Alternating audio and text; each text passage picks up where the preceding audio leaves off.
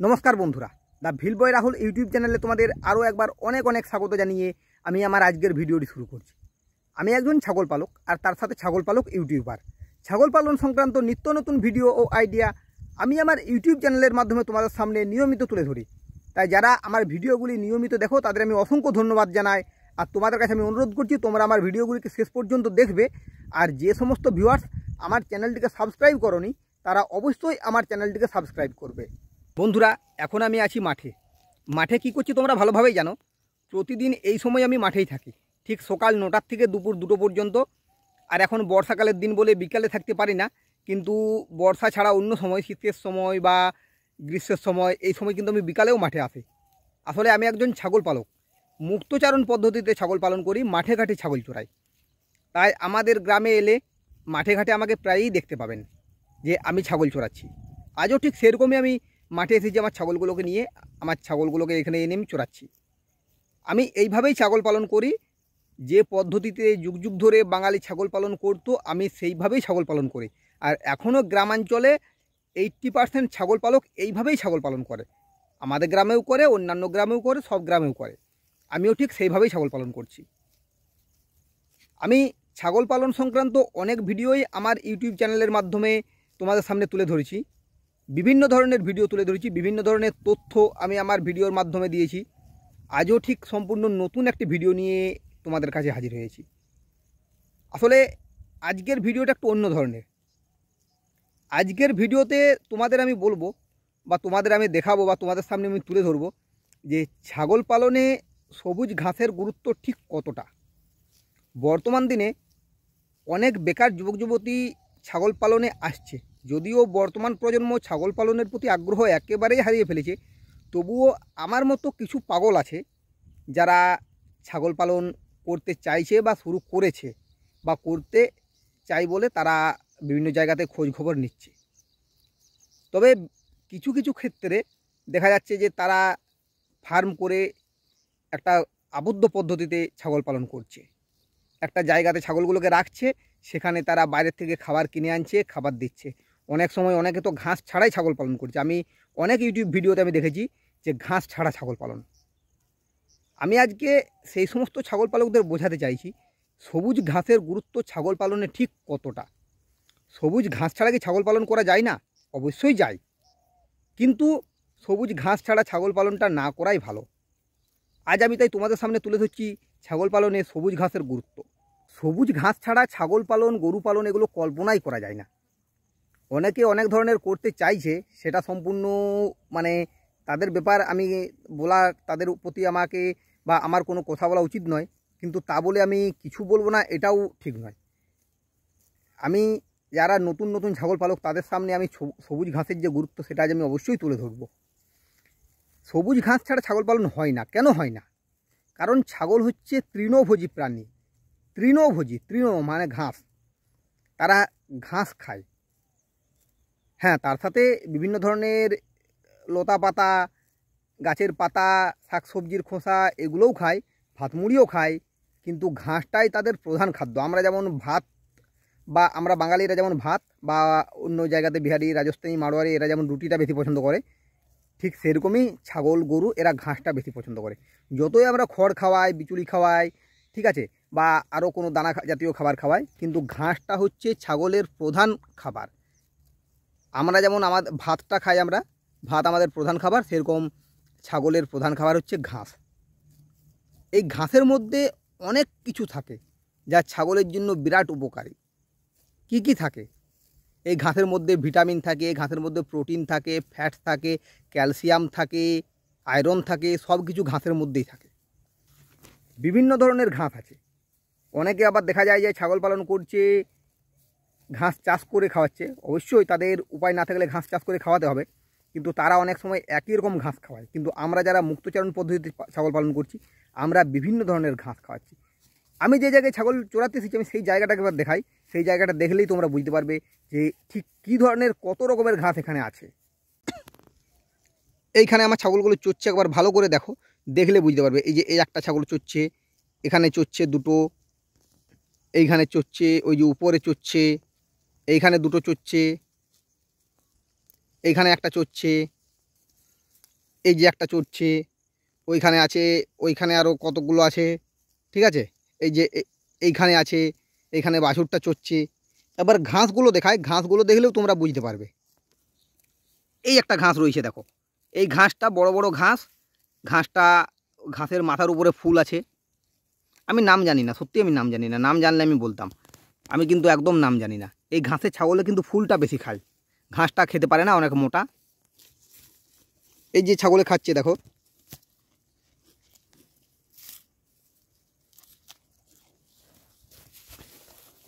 এই যে এই একটা ঘাস, এই যে ছোট ছোট ফুল টাইপের ঘাস আছে। এই যে এই একটা ঘাস, এই যে এইখানে একটা ঘাস, এইটা, ঠিক আছে। এই যে এইটা, বিভিন্ন ধরনের ঘাস কিন্তু এখানে আছে, বিভিন্ন ধরনের ঘাস। এই যে এইগুলো, আবার আরেক ধরনের ঘাস আছে, সেটা আমি দেখাই। এই যে এই ঘাসটা, এই যে এই ঘাসটা একেবারে সরু সরু ঘাস, এই ঘাসটা ছাগলে খুব খায়, খুব ঘাসটা খায়। কিন্তু এই ঘাসটা এত ছাগলে খায় না, ছাগলের গরুর এই ঘাসটা খুব মানে প্রিয় ঘাস যেটাকে বলে। এই ঘাসটা হচ্ছে খুব নরম ঘাস, ছাগলে খেতে খুব পছন্দ করে। এই যে এই একটা আছে,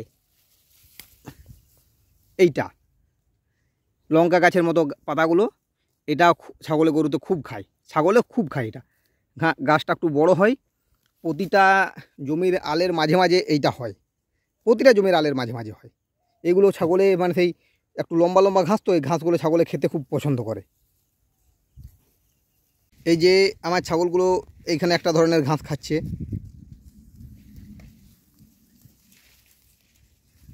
ঘাসগুলোর রঙগুলো একবার দেখো কেবল,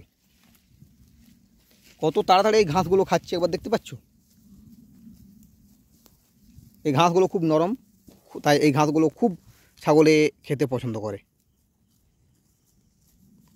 তো যেটা বলছি আমি, ছাগল পালনে সবুজ ঘাসের গুরুত্বটা একবার বুঝো তোমরা। যারা ছাগল পালন করছো তারা সবুজ ঘাসের উপরে জোর দাও। সবুজ ঘাস ছাড়া ছাগল পালন করা যায় না। অনেকে ঘাস ছাড়া ছাগল পালন করে, কিন্তু তার ফলে কিন্তু তোমাদের খরচটা বাড়বে।